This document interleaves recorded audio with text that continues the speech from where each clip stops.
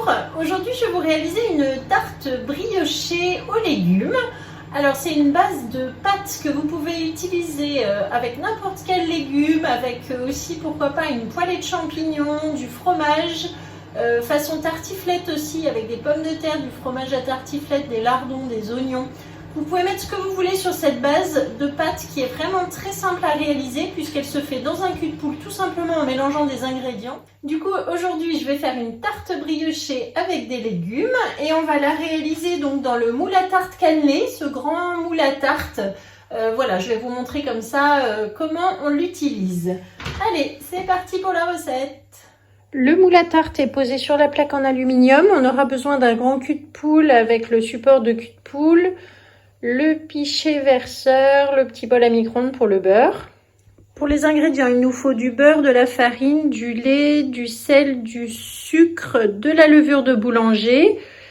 Et ensuite, pour la garniture, de la courgette, de la tomate, de l'ail, du poivron, de l'oignon rouge, du sel, du poivre, de l'huile d'olive et des herbes. Alors pour commencer, donc on prend 100 g de beurre fondu ou alors vous le faites fondre aussi dans la casserole. Ensuite, j'ajoute 300 g de lait. Et on va faire tiédir donc ce mélange à 40 degrés, pas plus, avant de l'ajouter aux ingrédients secs. Donc je les mets tout de suite sur le feu tout doucement. Pendant ce temps, donc, je prends mon grand cul de poule dans lequel je vais mettre 300 g de farine T55. Donc j'ajoute 10 g de sucre et 5 g de sel que j'ai déjà mélangé dans mon petit bol. Et ensuite, donc, avec le fouet, je tamise.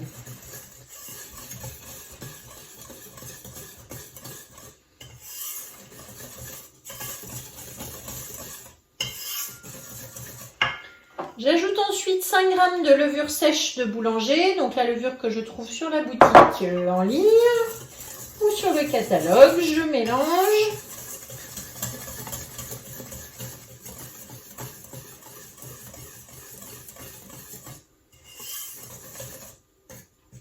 Je vais faire un puits dans mon saladier. Quand le mélange est tiède, je verse doucement donc dans le milieu de mon cul de poule et je remue au fouet. Donc là, c'est bien d'avoir un support de cul de poule, vous voyez, pour mélanger pendant que je verse.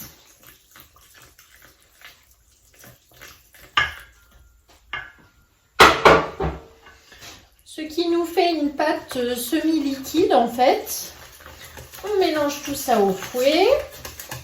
Vous voyez, je vous disais, pas besoin de pétrissage, pas besoin de robot cette fois. C'est vraiment une pâte très très simple à faire. Ensuite, je casse un œuf entier dans ma pâte et je mélange de nouveau au fouet.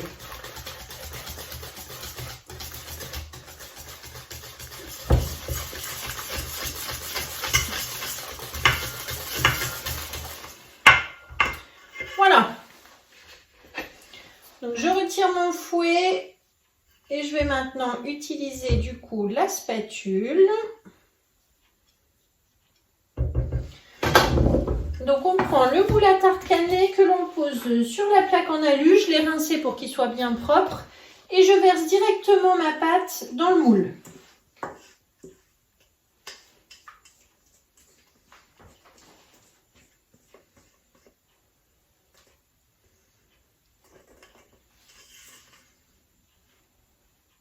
Je répartis bien donc ma pâte et ensuite je laisse ça donc de côté pendant environ 1 heure sans couvrir comme ça. On la laisse à température ambiante et pendant ce temps on va s'occuper des légumes. Donc ensuite je prends l'huile d'olive donc dans mon petit flacon là, avec le bec verseur bien pratique. J'en mets dans la poêle et je vais donc faire chauffer pendant que j'émince mes légumes.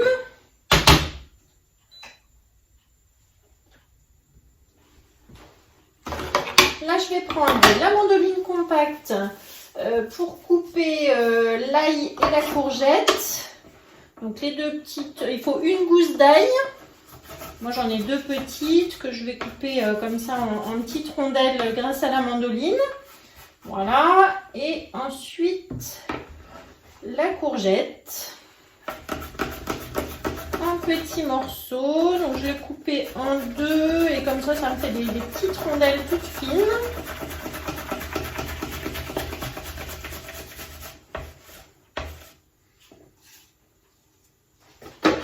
On va mettre dans le tiroir de la planche à découper.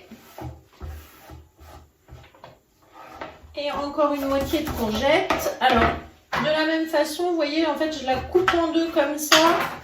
Et quand je fais les rondelles, ça me fait des demi et des morceaux du coup plus petits. Ce qu'il faut vraiment sur cette tarte, c'est avoir des morceaux très fins et pas énormément en quantité. Du coup, il faut pas que ça soit trop lourd sur la pâte. Voilà. Donc là, ça suffit. On va mettre ça dans la poêle quand elle sera chaude. Ensuite, j'ai des petits oignons rouges qui sont prêts dans mon pot du BeSafe. Donc, je vais pouvoir ouvrir.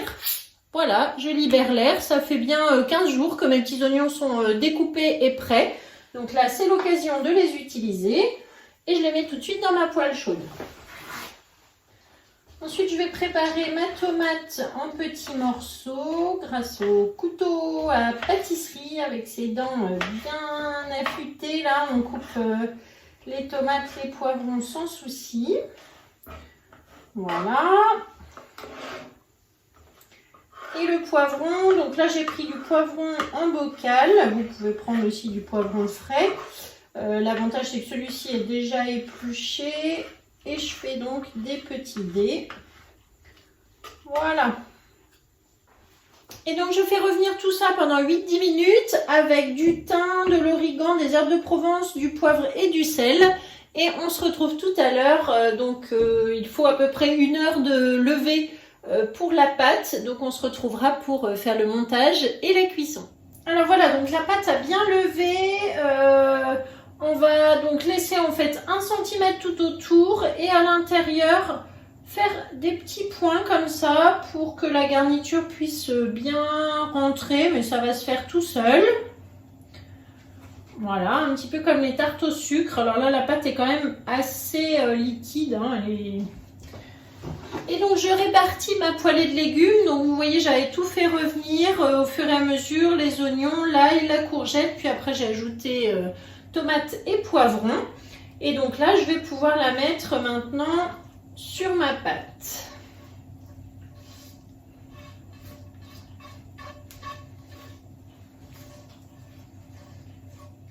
Avec la petite spatule coudée, je vais répartir donc mes ingrédients un petit peu partout. Donc il ne faut pas qu'il y ait trop d'épaisseur. Vous mettez, vous voyez, pas trop de légumes non plus.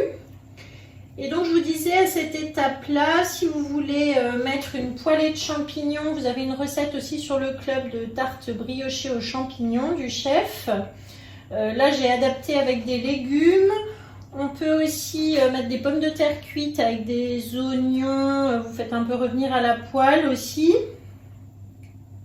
Des petits lardons et ensuite du fromage à raclette, du fromage à tartiflette. Vous allez voir que la pâte briochée s'y prête vraiment très bien. Ensuite, j'ai du chorizo en tranches qui reste d'une recette que j'avais faite de poisson de cabillaud au chorizo. Donc du coup, c'est sous vide depuis déjà quelques temps. Je vais pouvoir en répartir moi sur la tarte. On pourrait mettre aussi des petits lardons, des poulets, du saumon fumé. Vous mettez vraiment ce que vous aimez et surtout, toujours pareil, ce que vous avez dans votre frigo.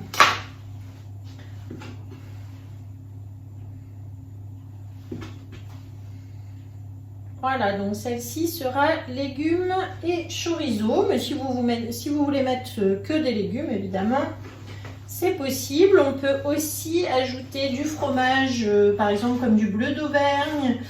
On peut ajouter des dés de feta. On peut ajouter un petit peu de mozzarella en petits cubes. Vous voyez, quelque chose de pas trop lourd pour pas empêcher la pâte briochée de bien gonfler en fait. C'est ça qui est important. Et donc lui laisser le tour comme ça pour que ça puisse englober toute la garniture. Voilà, et bien là j'ai l'impression que c'est pas mal. Allez, encore une petite tranche pour que ce soit bien gourmand.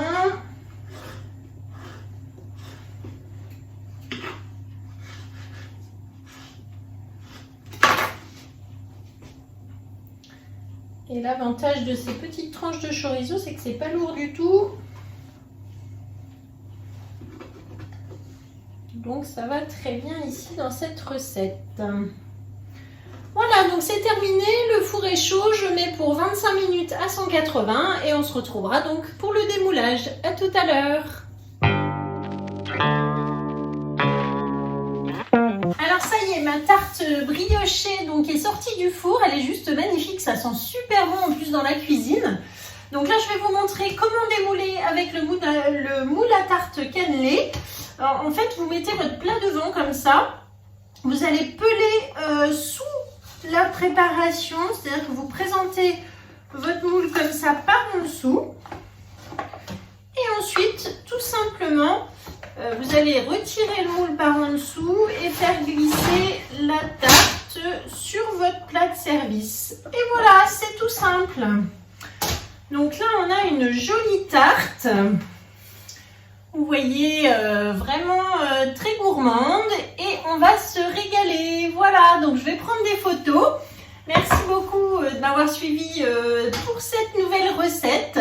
Je vous mets donc la recette, elle est sur le club à mon nom. Vous pouvez la retrouver aussi dans la description de cette vidéo. Pardon, vous avez une petite flèche vers le bas quand vous regardez la description. Et là, vous avez la liste des ingrédients, la liste du matériel que j'ai utilisé que vous retrouvez sur la boutique en ligne.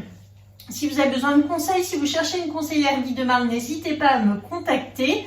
Vous avez aussi un lien où vous pouvez du coup trouver tous mes contacts. Et puis moi je vous dis à très bientôt, partagez, likez et parlez-en autour de vous. Merci, à bientôt.